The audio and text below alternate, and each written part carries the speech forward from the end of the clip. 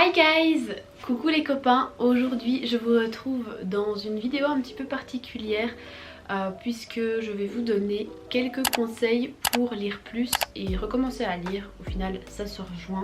Pourquoi faire cette vidéo? Tout simplement parce que je sais que dans ma communauté d'abonnés il y a pas mal de gens qui font déjà partie de la communauté Booktube, Bookstagram, etc.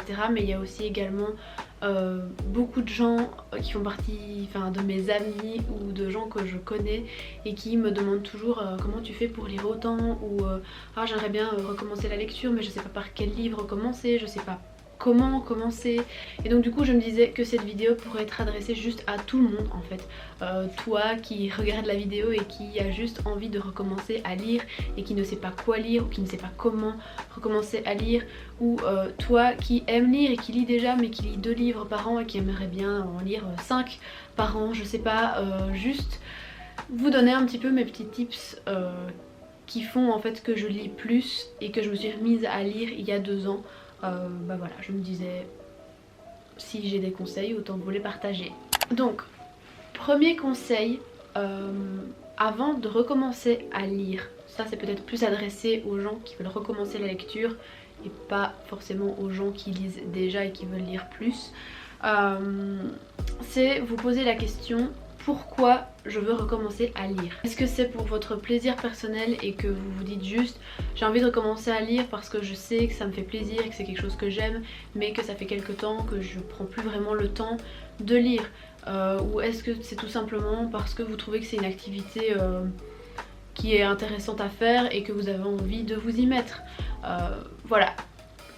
Questionnez-vous un petit peu sur le pourquoi vous voulez lire, histoire que votre motivation ne soit pas superficielle. Je vais envie de dire, si vous vous dites juste ah j'ai envie de lire parce que ça fait bien de lire et j'ai envie de montrer aux gens que je suis cultivée, bah ça vous avez déjà tout faux, parce que ne vous mettez pas à faire une activité juste pour montrer aux gens que vous la faites. C'est comme vous mettre au sport. Au final, si vous allez à la salle de sport juste pour faire une story pour montrer aux gens que vous faites du sport, c'est pas ça qui va vous tenir motivé pendant des mois.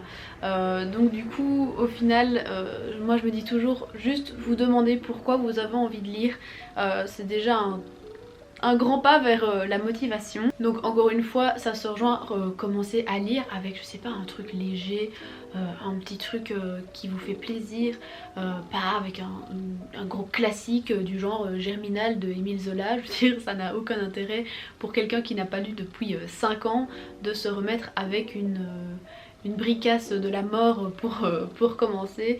Donc pour moi vraiment se questionner et juste démarrer en douceur sans se mettre de pression, c'est déjà un très bon conseil pour moi. Alors deuxième conseil, débuter avec un livre qui vous donne envie en fait. Juste, c'est tout con mais les gens ont tendance à l'oublier.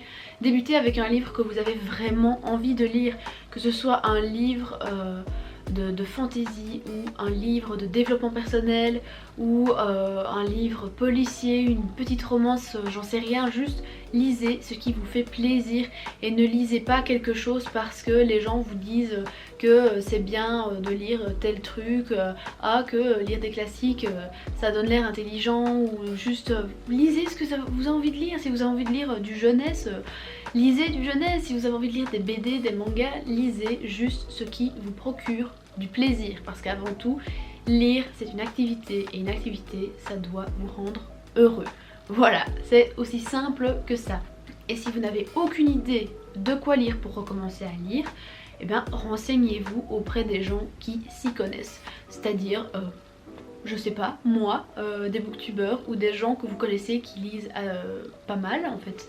Simplement à votre libraire, c'est son métier, donc c'est aussi son job de vous conseiller.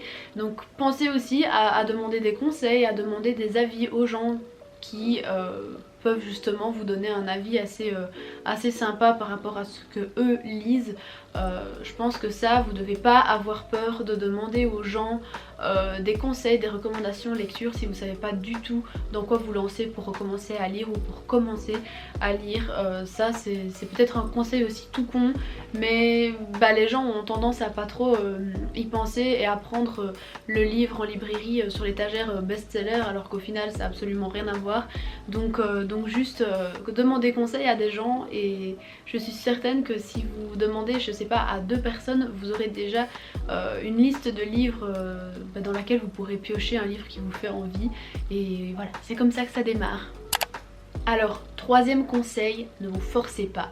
Ne vous forcez pas à lire un livre qui ne vous plaît pas. Je dis pas si au bout de 10 pages vous dites vous aimez pas, forcez-vous un petit peu, je sais pas, jusqu'à 50 pages, mais si à un moment vous lisez et que vous vous rendez compte que c'est pas du tout un livre qui vous convient, que vous aimez pas l'histoire, que vous accrochez pas, ou je sais pas, juste arrêtez.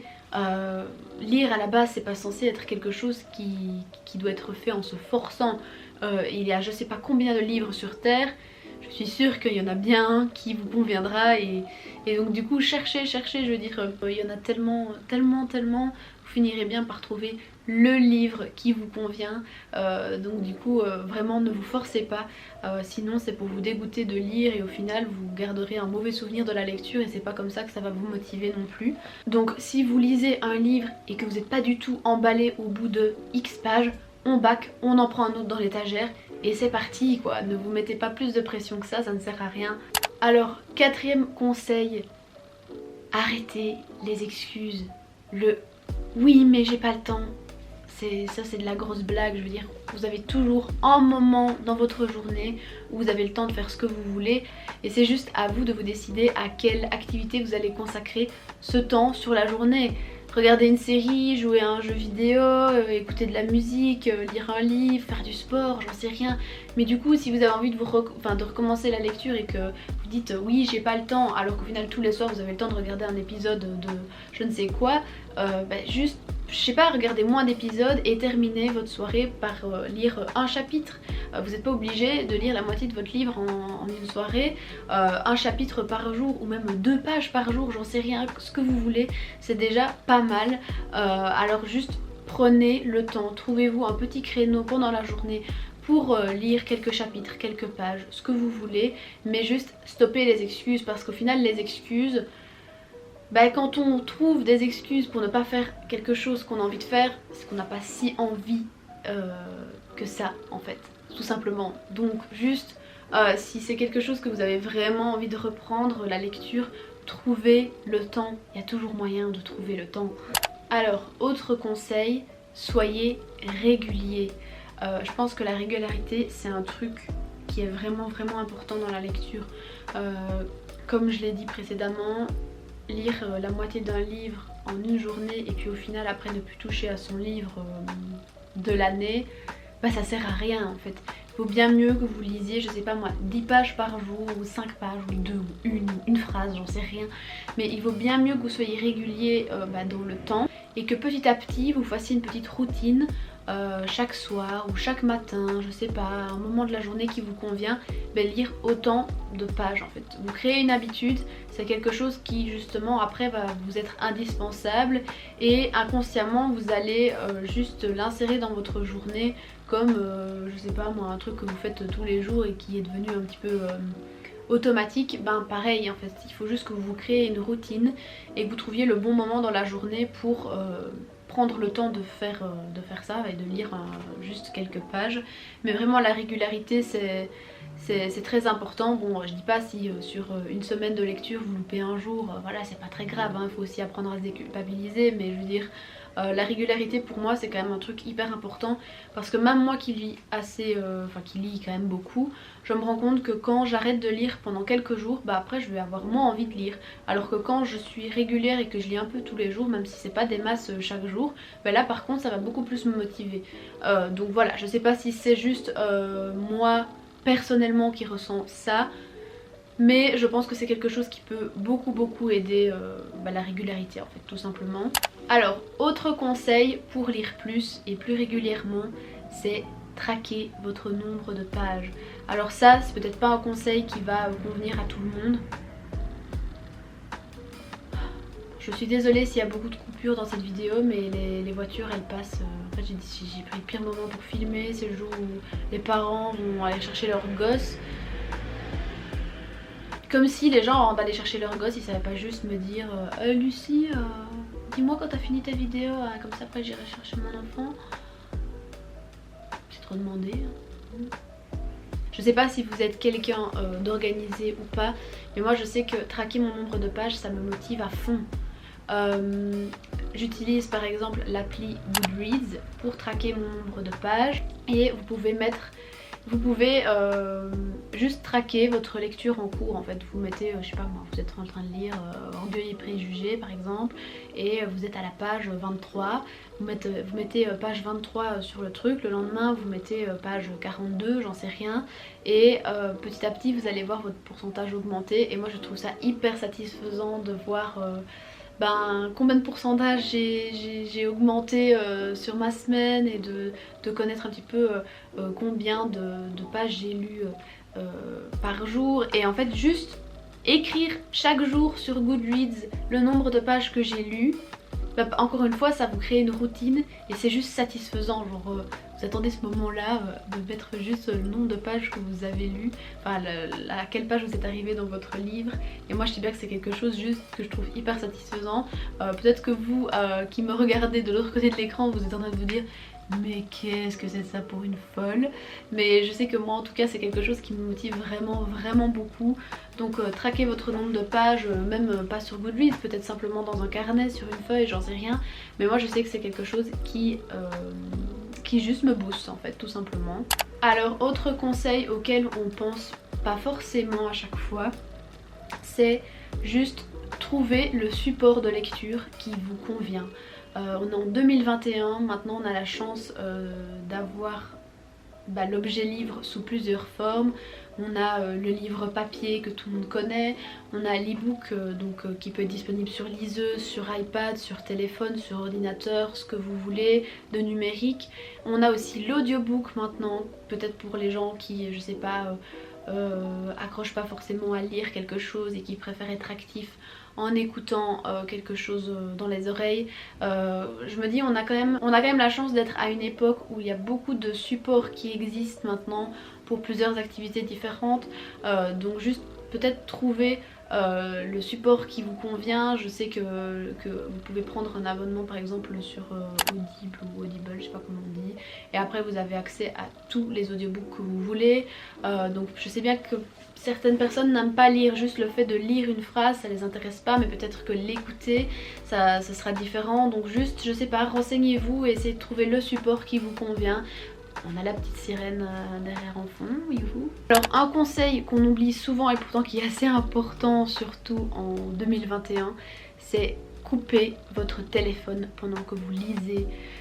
Couper tout moyen de communication. Non mais je rigole en disant ça, mais moi je sais que les réseaux sociaux c'est quelque chose qui me distrait mais énormément, et si j'ai mon téléphone à côté pendant que je lis, je vais avoir tendance à checker mon téléphone tout le temps dès que je reçois un message, et au final je vais lire 3 mots et je vais finir par refermer mon livre et ne pas lire.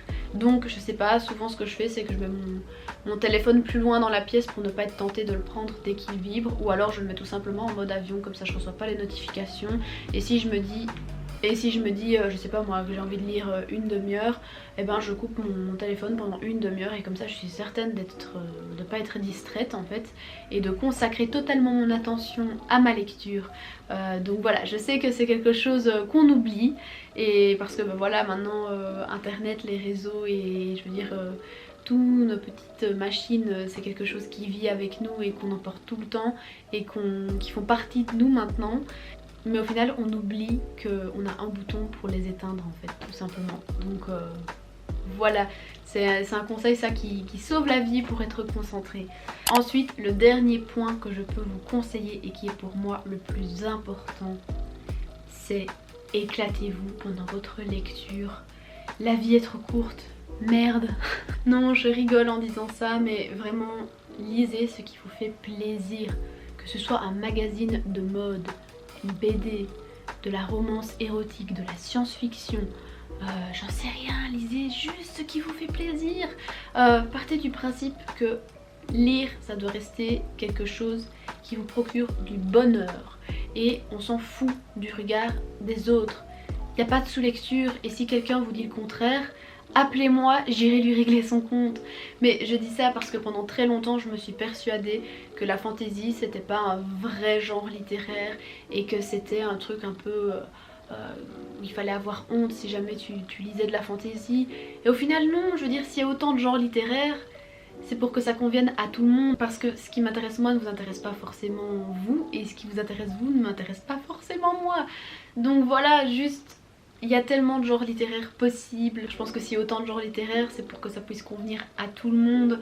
La fantaisie n'est pas un sous-genre littéraire, je n'aime pas la romance, c'est pas vraiment pas un genre qui m'intéresse et que je lis souvent. C'est pas pour ça que je vais classer la romance comme un sous-genre littéraire. Enfin, il faut arrêter à un moment de juger les gens qui lisent tel ou tel genre de littérature. Voilà, à partir du principe qu'un livre c'est un livre, c'est tout. Donc si quelqu'un vous dit que ce que vous êtes en train de lire c'est pas de la vraie lecture, voilà, c'est tout pour ces petits conseils pour lire plus, pour se remettre à la lecture, ce que vous voulez. J'espère que vous aurez trouvé ces petits tips intéressants et que vous allez les mettre en pratique. J'espère que je vous aurai aidé et peut-être motivé à recommencer la lecture. Voilà, si la vidéo vous a plu, n'hésitez pas à mettre un petit like et à vous abonner si ce n'est pas déjà fait. D'ici là, je vous souhaite de belles lectures et de bien recommencer la lecture si vous recommencez pour l'année 2021 par exemple. Et je vous dis à la prochaine dans une nouvelle vidéo. Bye!